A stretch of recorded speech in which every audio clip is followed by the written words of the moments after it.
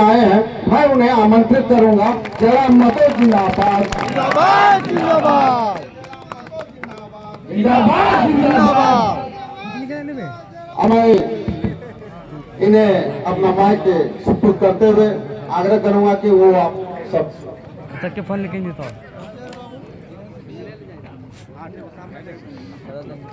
हाँ जी मेरे विनोद बिहारी महतो की स्मृति में स्थापित संचालित करगली के इस ऐतिहासिक मैदान में हमारे साथ मंच में मंचासीन आज के इस कार्यक्रम की अध्यक्षता कर रहे लखन महतो जी, उनके साथ समिति के महासचिव केवट जी, मंच संचालन कर रहे प्रोफेसर साहब तथा हमारे पार्टी के महिला नेत्रीगण, हमारे पार्टी के बोकारो जिला के जिला अध्यक्ष, महिला मोर्चा के जिला अध्यक्ष और साथ ही उपस्थित तमाम रैयत विस्थापित ग्रामीण जनों। जी हाँ, आज सभी वक्ताओं ने जो हमसे पूर्व बातों को कहा उनको आपने भी सुना, मैंने भी सुना।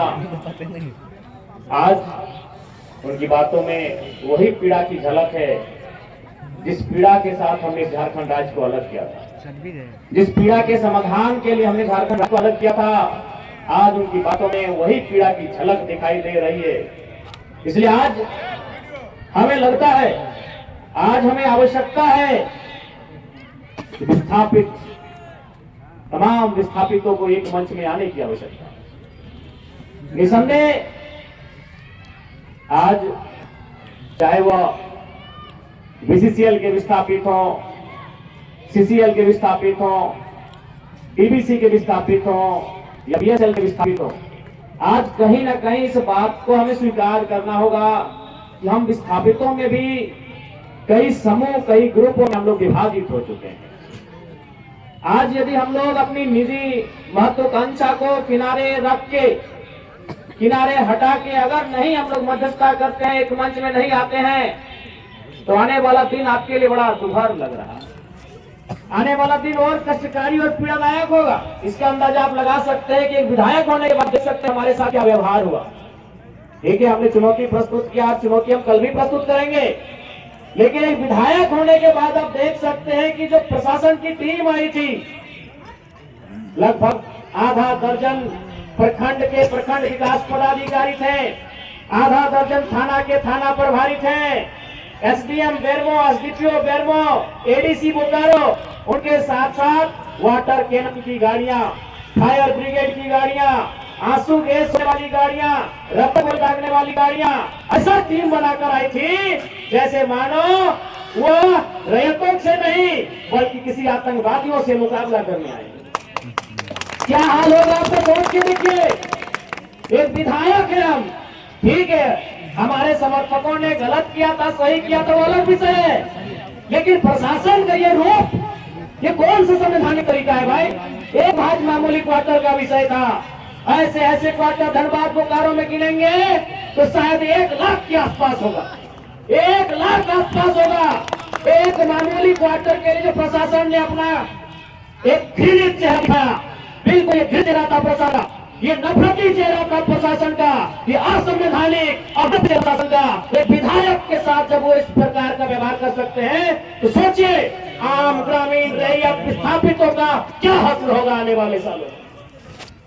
इसलिए आज मैं तमाम रैयतों से जिन्होंने किसी परियोजना में, किसी कौन कारखाने कि डीवीसी की भी प्रयोजन ना हो या सीसीएल की प्रयोजन ना हो, जिन्होंने अपने जमीन लेने का काम किया है, आज उन्हें एक मंच में आने की आवश्यकता है। मैं आपसे यह आह्वान करने आया हूं।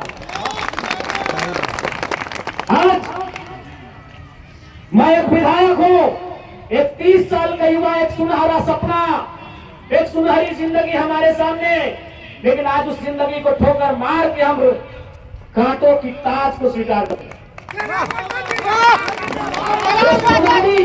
उस मखमली जीवन को हम ठोकर मार के कांटों के रास्ते को चुन रहे हैं, जबकि आपको भी मालूम है हम माननीय हैं, फूलों का बिस्तर हमारा स्वागत करने के लिए तैयार है, लेकिन हम कांटों की राह चल रहे हैं। एक नंबर बोलने जयराम दा तो आज प्रत्येक एक दिन नंबर। दर्जनों ठेकेदारों का बना करेंगे विधायक जी, दर्जनों वीआईपी लोगों का फोन होता है, 2 मिनट बैठिए विधायक जी, और आपको भी मालूम है कि सब बैठेंगे तो क्या होगा, आपको भी मालूम है करोड़ों में ना सही लाखों में तो डील जरूर होगा। यानी एक मखमली बिस्तर को हम ठोकर मार के कांटों के साथ चल रहे हैं। किसके लिए? झारखंड के शोषित वंचित आवाम के लिए हम चल रहे हैं। आज क्या कमी होगी, माननीय को क्या कमी हो सकती है भाई? हमें आवास मिलेगा, गाड़ी की सुविधा मिलेगी, टीए मिलेगा, हर प्रकार की सुविधा मिलेगी, भत्ता मिलेगा, हवाई यात्रा मिलेगा, रेलवे की यात्रा मिलेगी और लाखों रुपए की सैलरी मिलेगी। और उन चीजों को दरकिनार करते हुए, उस ऐशो आराम के जीवन को ठोकर मारते हुए हम आपके बीच विधायकी के साथ साथ अपनी जान को हथेली में लेके घूम रहे हैं। बताइए, तो झारखंड के इतिहास में ऐसे आज के इस दौर में एक भी विधायक का नाम बताइए। अरे विधायकी तो छोड़िए, हम अपने जान को हथेली में लेके घूम रहे हैं। जिस दिन 2 बजे रात को हम बैरवा में आए, हमारी गाड़ी में हमारा एक भी अंगरक्षक नहीं था। वे लोग सोच चुके थे, हमने कहा कोई दिक्कत नहीं है। हमने केवल ड्राइवर को फोन किया, वो भी अपने ससुराल में थे, क्योंकि आपको भी मालूम है मेरे घर में इतना जगह नहीं है कि हम 4 लोगों को ठहरने के लिए बोल सके। बगल में हमारे एक मित्र का घर है, वहीं रात रहने के लिए हम जाते हैं, वो विधायक है। हमने तुरंत कहा कि अगर हम अपने अंगरक्षक को लेने के लिए जाएंगे तो शायद 10 से 15 मिनट का लेट होगा, उतना देर में हम कम से कम दुबड़ी की दूरी पार कर जाएंगे। 20 किलोमीटर हम 15 मिनट में सफर कर जाएंगे, इसलिए अंगरक्षक को सोने दीजिए, हम अकेले आएंगे। हम अपने जान को, अपने जीवन को हथेली में रख के चल रहे हैं। किस लिए? क्योंकि आज झारखंड की शोषित वंचित जनता को न्याय मिल जाए।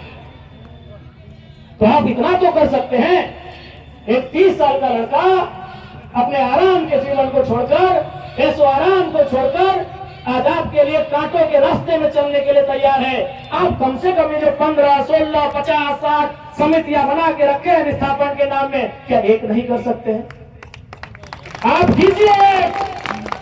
आप जिस दिन एक करेंगे, इनको यहां से उखाड़ के फेंक देंगे। कीजिए। आज बीएसएल में भी हम जाते हैं, वहां 52 समितियां हैं। विस्थापन मोर्चा, विस्थापन क्रांतिकारी मोर्चा, विस्थापन गुलाम मोर्चा, तो विस्थापन इंकलाब मोर्चा, 52 से 50 समितियां हैं। आप अपने आप को एक कीजिए। आज अपने निजी स्वार्थ का त्याग कीजिए। आज अपने मन के मतभेद को त्याग कीजिए, क्योंकि आज अगर नहीं समझे तो याद रखिएगा, आने वाले 20 सालों में, अरे आज तक कम से कम हिस्से की बात कोई कर पा रहा है, आपकी हक की बात कोई बोल पा रहा है, आने वाले में अगर बोलेंगे ना तो सजा कर ली जाएगी, बिल्कुल काट ली जाएगी। ये कौन सा रूप था? आप ही बताइए, कौन सा रूप था प्रशासन का? देखा था ना आपने? पुलिस को छोड़िए, पानी बरसाने वाली गाड़ी थी, आंसू गोला छोड़ने वाली गाड़ी थी, रबर गोली छोड़ने वाली गाड़ी थी, अग्निशमन की गाड़ियां थी, जैसे मानो किसी आतंकवादी से लड़ाई लड़ने आए हैं। इतने बेशरम, इतने निर्लज हो चुकी है आज यहाँ सिस्टम। आज हो सके आज भी मेरी बातों को कुछ लोग तोड़ मोड़ के प्रस्तुत करेंगे कि विधायक के बोल सुनिए। अरे उनको नहीं मालूम है विस्थापन का दर्द क्या होता है। अगर वे विस्थापन को अध्ययन कर लेते तो शायद ये बोली बोलने का अवसर नहीं देखते। इसलिए आज मैं आपको स्पष्ट कहना चाहूंगा, और मैंने विधायक बनने से पहले ही कहा था, मैंने सांसद के चुनाव लड़ने से पहले ही कहा था कि आज जो हाल मैं देखता हूं पूरे झारखंड का, आज जो मैं अफसरशाही का व्यवहार देखता हूं, आज जो मैं प्रबंधन की मनमानी देखता हूं, मैंने बहुत दुखी होकर कहा था कि मैं पीएचडी का स्कॉलर हूं, लेकिन मैं शायद इस बात को आप लोग मेरा गलत कहें, लेकिन मैं कह रहा हूं कि कोयलांचल में रहने वाले लोग जो विस्थापित लोग हैं, वो हम दो, हमारे दो नहीं, 2 बच्चों को एक्स्ट्रा जन्म दीजिए और केवल विद्रोह की भावना के साथ तैयार कीजिए कि आपको बदला लेना है। बिल्कुल, इस मेरी बात से बहुत सारे लोगों को आपत्ति होगी कि माननीय कैसा बोल रहे हैं, लेकिन उनको मालूम कि जिस जमीन को हमारे बाप दादा ने 1970 में दिया है, हमारे बाबूजी मर गए, लेकिन आप भी जवान बेटा वो बुढ़ापे की ओर चला गया है, लेकिन इंसाफ नहीं मिल पाया। और ये तो गनीमत है। झारखंड के किसान भोले भाले हैं, झारखंड के किसान सरल हैं, झारखंड के किसान सीधे साधे हैं। क्या 1970 की लड़ाई को घिस घिस कर अपने जीवन को, अपने खून को गला गला कर लड़ रहे हैं। और ये बंगाल याद होगा तो 1964-65 का दौर था। एक दिन पहले कुछ जमींदारों ने, कुछ सामंतवादियों ने एक किसान को मारा था। उन्होंने नक्सलवादी और नक्सलवादी घटना को अंजाम दे दिया था एक दिन पहले। ये तो झारखंड के किसान हैं कि 70 साल से बंगाल के किसानों ने एक दिन बर्दाश्त नहीं किया था। आज आप नक्सलवादी सुनते हैं ना, नक्सली नक्सली नक्सली, ये डिक्शनरी वर्ड नहीं है।